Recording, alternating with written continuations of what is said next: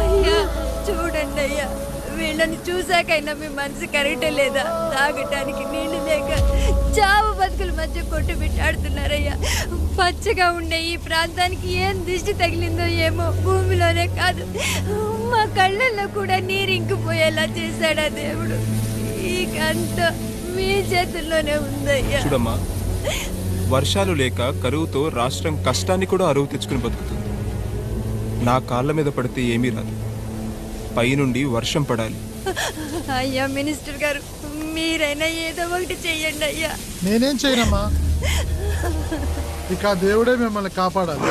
ఎవడొస్తాడో మిమ్మల్ని కాపాడడానికి. ఎన్నాళ్ళు అడుగుతారా ఎవడొస్తాడు, ఎప్పుడొస్తాడు, ఎక్కడి నుంచి వస్తాడు అని? పేదవాడికి కష్టం వచ్చినప్పుడల్లా ఇదే మాట. 70 ఏళ్లుగా హీరో రావాల్సి వచ్చినప్పుడల్లా ఇదే మాట. ఇంకా ఎన్నేళ్ళు అడుగుతారా? ఎవడొస్తాడే మిమ్మల్ని కాపాడడానికని మీరు మమ్మల్ని అడగటం, వస్తాడ్రా అని మేము మీకు చెప్పడం. అయినా సరే మళ్ళీ మీకోసం ఇంకోసారి చెప్తున్నాను, వస్తాడు.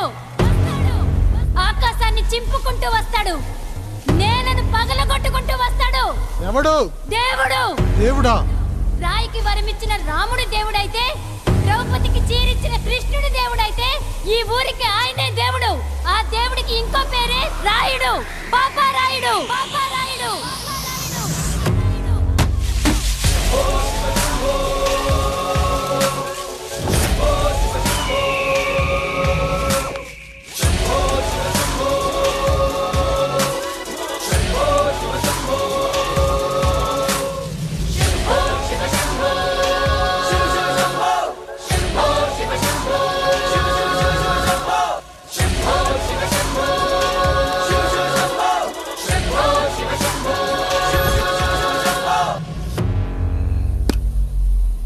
ఏంటి సమస్య?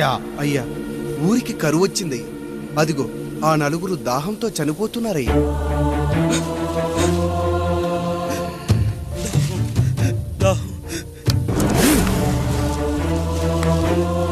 పాపారాయుడు తీర్పు ప్రకటిస్తున్నాడు. ఈ గ్రామం ఇంతకు ముందెప్పుడు ఎదురవ్వని సమస్య. అందుకే ఈ సమస్యని నా సర్వేంద్రియాలను కేంద్రీకరించి, నవరంధ్రాలను బిగించి ఆలోచించి ఈ నా తీర్పు ప్రకటిస్తున్నాను. దాహంతో అలమటిస్తున్న ఆ నలుగురికి వెంటనే బావులు తవ్వించి వాళ్లకు నీళ్ళివ్వండి. అంత సమయం లేదయ్యా. మరో 5 నిమిషాలు వారి చేత నీళ్లు తాగించిపోతే చచ్చిపోతారయ్యా. పూజారి, మరేంటిప్పుడు దీనికి పరిష్కారం? నృత్యం. సంగీతానికి శిలలు, నృత్యానికి మేఘాలు కరుగుతాయని శాస్త్రం చెబుతుంది. ఆ నాట్యానికి ఆకాశం కరిగి వెంటనే వర్షం పడాలి. అందుకు ఆ నటరాజైన శివుడే మార్గం చూపించాలి.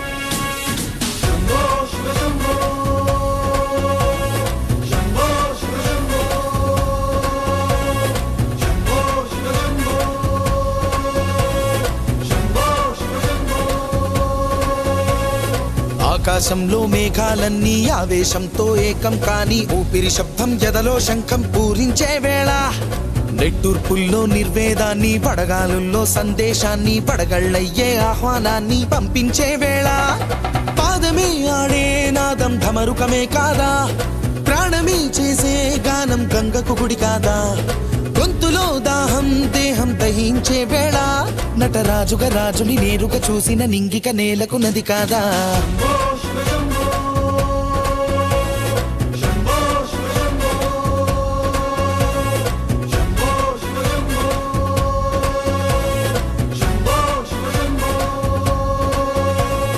నిమిషం విషమైతే గళమే సిద్ధం అని చెప్పే శివతత్వమే, వేషం వేయించే నాట్యం చేయిస్తే మేఘం పులకించదా, ఊరికే బాధే మోసే రాజే కాడంటూ, ఊరికై యుద్ధం చేసే శక్తి ఉందంటూ, మండిన హోమంలోన సమిధే తానంటూ తన దేహమే మబ్బుగా స్వేదమే వానగ గొంతులు నేరుగా తడిపేనా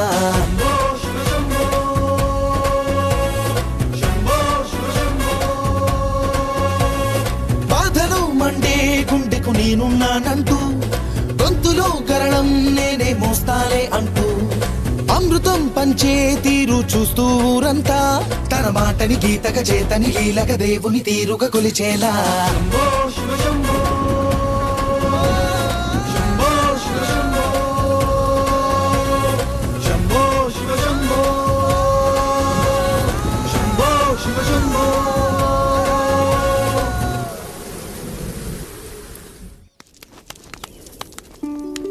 అయ్యా దేవుడిచ్చిన ప్రసాదం అనుకుని నలుగురిని కన్నాను, ముగ్గురికి పెళ్లి చేయగలిగానయ్యా.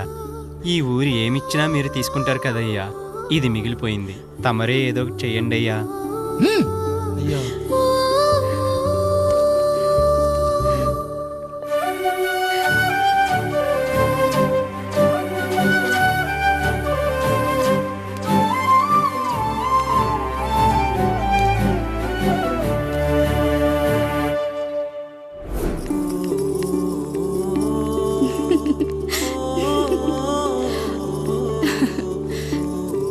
ఈ ఇల్లు, ఆస్తి, ఇంత గొప్ప భర్త, పిల్లలు చాలా ఆనందంగా ఉందండి. కానీ నాకు ఒకటే లోటు, మన తర్వాత మన పిల్లల్ని చూసుకోవడానికి వీళ్ళకొక అన్నయ్య కావాలండి. అచ్చం మీ పోలికలతో వీళ్ళకొక అన్నయ్యని కందామండి. నువ్వు అడిగితే కాదనగలనా?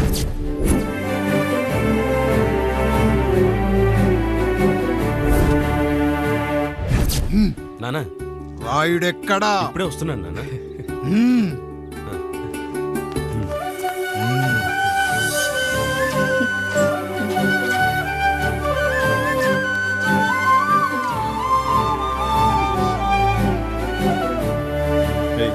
చూడరా, మీ అన్నం మీద పగ తీర్చుకోవడానికి నీకు ఇదే సరైన సమయం. పర్లేదంటావా? ఏం పర్వాలేదు. అయ్యా, ఎరా రంగా, ఏం కావాలో అడగరా. నీకంటూ ఏమి ఇవ్వలేదు, నువ్వు ఏమి అడగలేదు, చెప్పరా. మా అన్నకు నాకు పడట్లేదయ్యా. తోడ పుట్టినవాడని చాలా సహించాను, అడ్డమైన దానాలు చేసి ఆస్తి మొత్తం పోగొట్టాడు. ఇప్పుడేం కావాలరా? కొద్దిగా ఈ కత్తి తీసుకొని వాడిని చంపి పెట్టండి అయ్యా.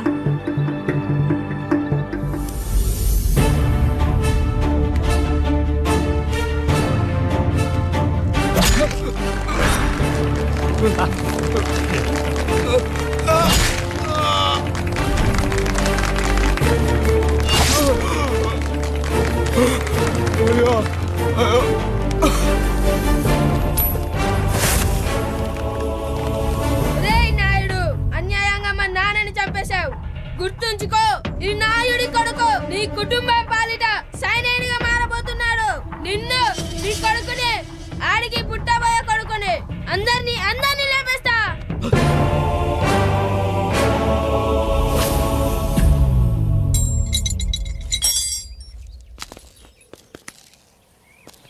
ఏం జరిగింది? మీరు హత్య చేసినట్టు ఇప్పుడే సమాచారం అందింది. తగిన సాక్ష్యాధారాలు పరిశీలించిన పిమ్మట మీకు యావజ్జీవ కారాగార శిక్ష, 2000 రూపాయల జరిమానా విధిస్తూ అరెస్ట్ చేస్తున్నాం. అయ్యగారు నా కోసం చేసిన త్యాగాన్ని హత్య అంటుందా మీ చట్టం? ఇదెక్కడ న్యాయం? మనిషికి ఇచ్చిన మాట నిలబెట్టుకుంటే అరెస్ట్ చేస్తారా? ఏ దేశంలో ఉంది చట్టం? నన్ను ఏం చేయమంటారు రాయుడు గారు? 9వ తరగతి చదివి ఊర్లో గాలికి తిరుగుతున్నా నన్ను మీ మనిషి ఒకడు పోలీస్ స్టేషన్లో ఉండాలని నన్ను ఎస్ఐ చేశారు. సాటి మనిషిని స్వేచ్ఛగా హత్య చేసుకోవాలని దౌర్భాగ్య స్థితిలో బతుకుతున్నాం మనం. మీరు చేసిన ఈ గొప్ప పనిని అర్థం చేసుకునే సంస్కారం, విజ్ఞత, విజ్ఞానం మాకు లేవు సార్, మాకు లేవు.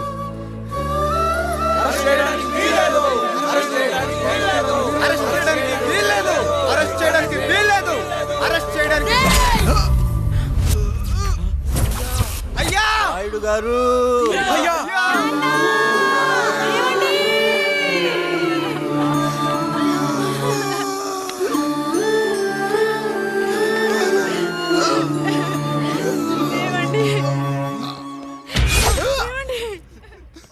నొప్పిగా ఉందిరా.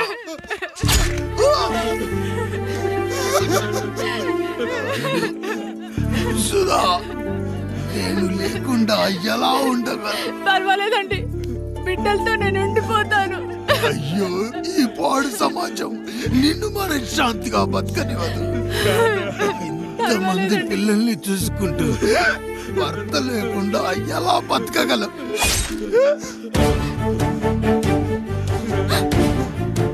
వద్దండి.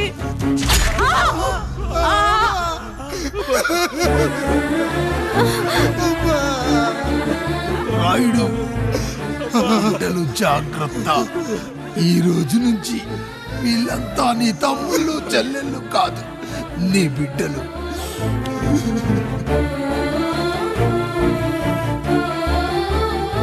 ఎక్కడికి వెళ్ళనురా. నీ కష్టం వస్తే ఒక్కసారి నాన్న అని పిలవరా. ఆ సమాధిలోంచి అయినా లేచొస్తా. నాన్న!